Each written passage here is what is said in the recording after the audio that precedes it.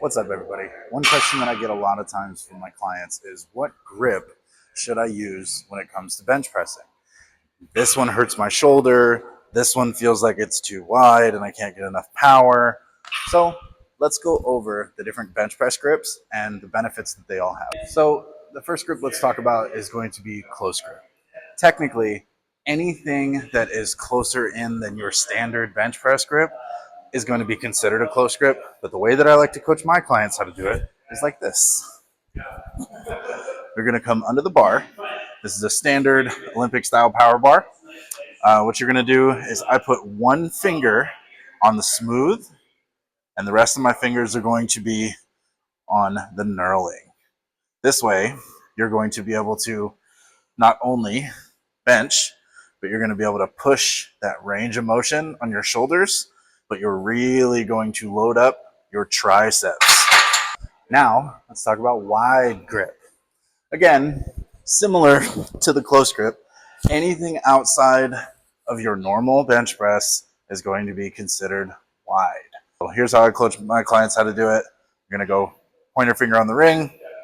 You're going to come way out here just like this.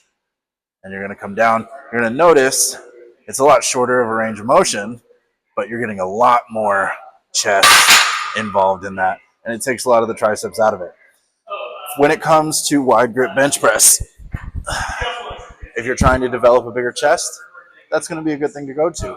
Or if you have really long arms and you need to shorten the range of motion a little bit, that's probably going to feel a little more comfortable for you as well. So we've gone over those two variations. Generally, when it comes to bench pressing, what I tell people is the same thing that you're going to hear in any middle school PE class where they finally get introduced to the weight room.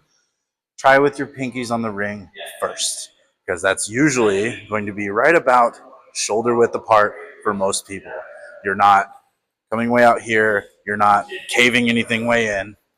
But pinkies on the rings is a great place to start because it's going to give you an optimal pressing motion. For majority of people, that's where you're going to be the most powerful. Now, the last thing I want to touch on is unless you are a very experienced weightlifter or bench presser, power lifter, any of those things, please don't do a fucking suicide grip.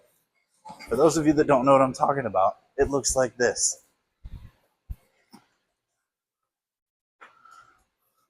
See how my thumb is not wrapped around the bar? When I come out like this, you see how easy it would be for me to drop that bar down on my rib cage and break a couple of ribs if I start dealing with any kind of weight? So please don't do that.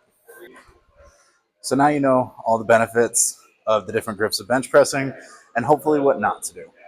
If you have any other questions, feel free to jump into my DMs, comment on this video. If you like this information, go ahead and follow me, and I'll just keep posting out stuff like this. I'll see you guys next time.